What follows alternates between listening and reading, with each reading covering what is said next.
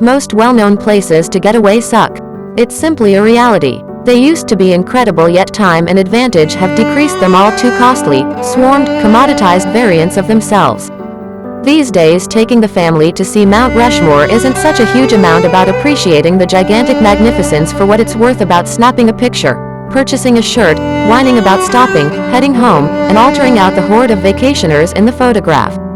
This isn't to imply that there aren't many astounding sights, exercises, and recollections sitting tight for you on your future excursions, simply that those fun occasions aren't by and large where they used to be. New should see spots spring up constantly while the old reserves walk over the hill. Here are 10 of those alleged must-sees that do not merit the promotion, i.e., 10 of the most exceedingly terrible places for getting away in America. Number 10. Atlantic City. For a whole century, Atlantic City was one of the chief getaway objections for American families. During the 1910s to 1930s, its recently raised inns were overflowed with visitors who rushed to its seashores and well-known promenade. Indeed, even the post-World War II difficulties brought about by the blast of rural homes with private pools didn't kill the city. The expansion of legitimized betting rejuvenated it and rebranded it as the East Coast Las Vegas. Also, it remained as such until the turn of the century beat the once pleased city into a pulp. With Las Vegas on the ascent and a financial downturn going full bore, Atlantic City began to pass on during the 2000s. 5 of its significant gambling clubs shut, positions evaporated, and the city right now has one of the greatest dispossession rates in the country. It's only pitiful to be there. The horizon is more obscure than it used to be, as are the city's possibilities. A last-ditch rejuvenation exertion was as of late nixed because of the pandemic, and its city committee president as of late portrayed the future as a potential Armageddon in Atlantic City.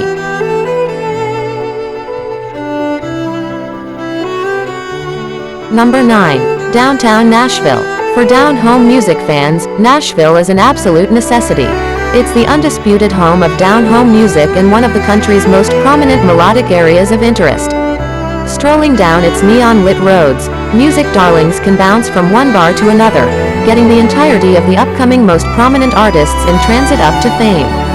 Indeed, in principle, as a general rule, the Nashville that individuals picture is only one minuscule midtown region encompassed by miles and miles of the suburbs. The Music City is truly the music half a mile and lots of strip malls. You can walk the entire principal hall in a couple of hours and be finished with that city. What's more, certain, there are some extraordinary areas to live in, yet not to relax in. Nashville is better as a one-night stop en route to someplace better.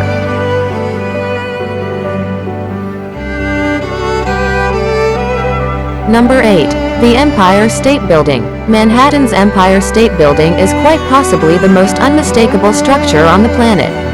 It was likewise the tallest structure on the planet for a very long time. It's maybe the absolute most focal segment of the all-around fantastic New York City horizon. This is incidentally why the view from on it is pretty disappointing.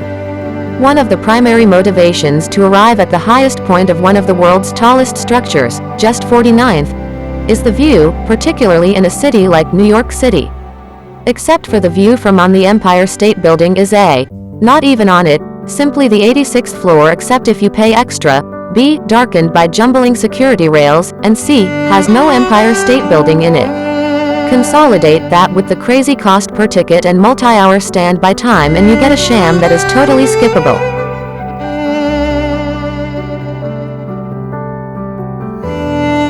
Number 7. Wild Hall of Fame. Let's get straight to the point. The Rock and Roll Hall of Fame is really amusing to visit in case you're a music fan, particularly if exemplary stone, first-wave psychedelia, or guitars are your thing. The explanation: the Hall of Fame is one of the most exceedingly terrible spots to visit is whole since it's in Cleveland. Cleveland, Ohio is nicknamed the Mistake by the Lake, which is as it should be. The city is unquestionably poor and subsequently, the crime percentage is faltering. It has multiple times the brutal wrongdoing as the public normal. It's evaluated as riskier than 98% of American urban areas. Its contamination issue is terrible to the point that its waterways burst into flames.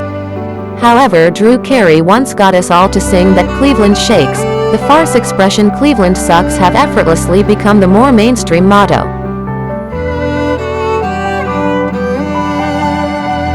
Number 6. Roswell. Outsider sweethearts celebrate. There's a world-renowned hub for xenophiles on Earth, and fortunate for us Americans, and it's simply a short distance from Albuquerque, New Mexico.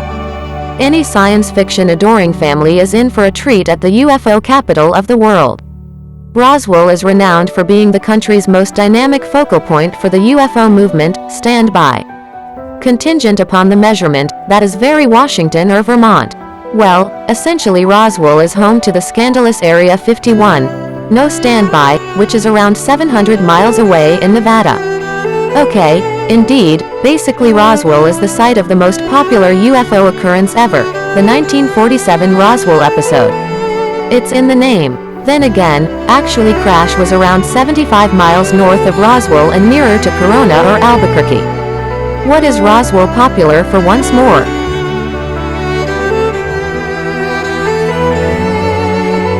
Number 5. Plymouth Rock.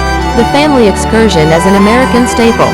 Furthermore, because each edge of the U.S. is dabbed with landmarks and milestones that describe its set of experiences, excursions can be however instructive as they seem to be enjoyable.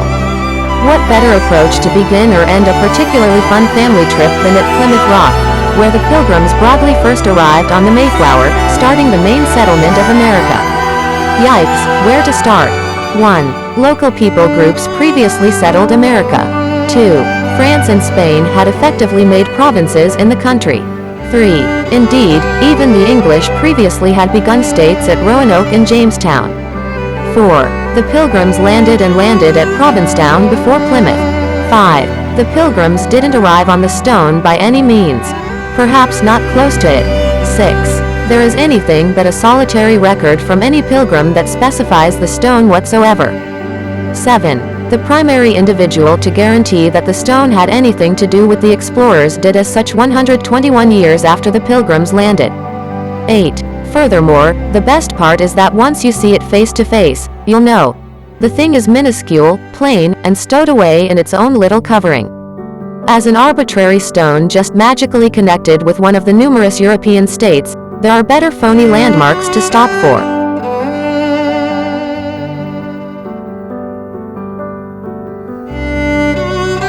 Number 4. Hollywood. Take all that I said about Roswell, supplant the words outsiders and UFOs with stars and celebs, and you get Hollywood. Millions visit Hollywood consistently for the opportunity to knock elbows with superstars, obviously not getting that in case you were a VIP. That is the exact opposite place you could at any point hang out. Can you envision if Harrison Ford really went through his days watching around his impressions on the Walk of Fame? You wouldn't need an image, you'd need to discover him a pastime and an advisor. Rather than entertainers, Hollywood is brimming with overrated shops, vagrants, frantic bombed entertainers in Spider-Man outfits, and goodness better believe it, a huge number of different vacationers.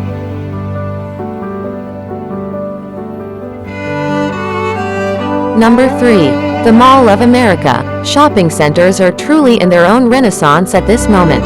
Since internet shopping was rarely developed, shopping centers have just gotten greater, better, and more alive. Oh, it's the inverse, and shopping centers are kicking the bucket left and right. Most that are still around are left with void customer-facing facades and deserted segments that make them resemble a George Romero film. In any case, even the best and generally energetic of them, similar to the Mall of America, are still malls. Even the best shopping center in the nation is still a shopping center with similar stores as every other shopping center, only a greater amount of them. Is it actually a getaway objective because there are 2 Sephoras rather than 1? Do you truly need to visit the Gap, Aeropostale, and LL Bean one after the other? Don't you have sufficient wool vests? Will not that Sbarro taste equivalent to each Sbarro? Making something faltering greater doesn't make it a getaway. Number 2.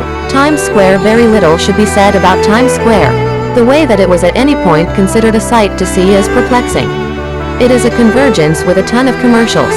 That is it. Without a doubt, there are shops as well, yet they sell M&Ms in less packed spots, trust me. I guess you could go during the New Year's Eve ball drop, however, be ready to stand by 10 hours in a standing room just group with a diaper on because there could be no alternative method to pee. Number 1. Disney World. Disney World may be the absolute most renowned getaway objective on the planet. Severally, it's the best spot ever, particularly in the event that you can suspend your mistrust and permit yourself to submit completely. Disney World is the place where dreams work out. However, those fantasies include some significant downfalls. 2 or 3 dozen significant costs, really, which you'll pay continually and all at once. For one, there's the genuine cost.